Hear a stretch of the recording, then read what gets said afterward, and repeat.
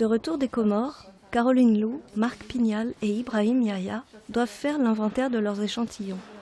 L'herbier du muséum à Paris s'agrandit et s'agrandira encore.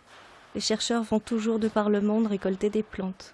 Un herbier, c'est un endroit où on va concentrer des spécimens en fleurs, en fruits, secs mais parfaitement identifiables, qui vont permettre de concentrer la flore mondiale et donc toutes les espèces d'un groupe au même endroit. C'est un outil de travail qui transcende les siècles et les générations de botanistes, un outil que nous continuons à améliorer et à compléter et qui permet de pouvoir travailler sur le matériel qu'ont déjà étudié les fondateurs de la botanique. La conservation de données très anciennes permet de voir l'état d'une flore à une époque historique, il y a 200 ans par exemple, ou il y a 100 ans, et son état actuel. Dans le projet que nous menons actuellement sur les Comores, c'est exactement la problématique.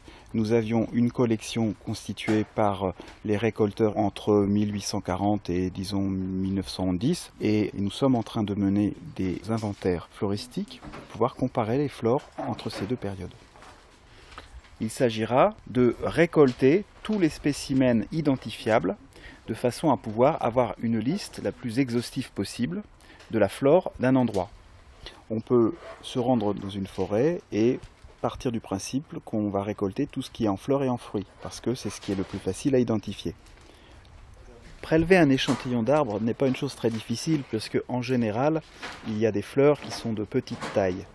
Le problème est tout à fait différent lorsqu'on a affaire à des palmiers où les feuilles sont très grandes et on ne peut absolument pas les préparer dans un herbier dont la taille est standardisée à un format A3. Donc on va prélever un morceau de la base, un morceau du milieu, un morceau de l'extrémité par exemple. Et dans la description sur le cahier de récolte, on pourra reconstituer la feuille par la description et par les morceaux diagnostiques que nous aurons récoltés. Sur le terrain, on ramasse les échantillons un par un. Bon, il faut qu'ils restent bien isolés, parce qu'on peut ramasser deux échantillons de deux arbres différents, mais qui s'avèreront être de la même espèce. Donc il ne faut pas que ça se mélange. Et on va noter sur un carnet où on l'a récolté, à quelle date. Et on va faire une petite description de la plante, dire sa hauteur, s'il y a des odeurs, les couleurs des fleurs, souvent elles sont perdues. Avant d'aller remettre l'échantillon en herbier, il faut faire un fichier. On va y mettre toutes les notes qu'on avait prises sur le terrain, la détermination qu'on a réalisée. Donc toutes ces étiquettes, on va les associer à l'échantillon, on va les donner attachés, les trier par famille, puis par genre, puis par espèce et les intégrer dans l'herbier. Nos méthodes sur le terrain ressemblent énormément à ce qu'on faisait autrefois, à l'exception de méthodes un peu plus modernes. On prend des photos par exemple, on prélève des échantillons pour faire des analyses moléculaires, mais nos méthodes de travail sont à peu près les mêmes que les méthodes de nos prédécesseurs d'il y a 150 ans.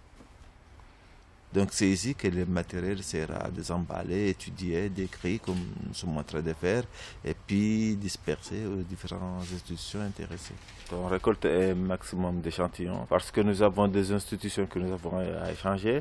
D'abord l'institution d'études, donc ici au muséum, et puis l'institution des pays d'accueil, par exemple l'herbier des Comores, et de la part du spécialiste, et puis des institutions qu'on échange, par exemple il y a Mayotte, Madagascar, qu'on a commencé à échanger des herbiers. Il faut garder à l'esprit qu'un herbier c'est un objet qui est fragile, donc laisser des spécimens dans d'autres institutions, c'est avoir une garantie que les plantes seront conservées pendant de nombreuses années. Alors comment détermine-t-on le nom d'une espèce ?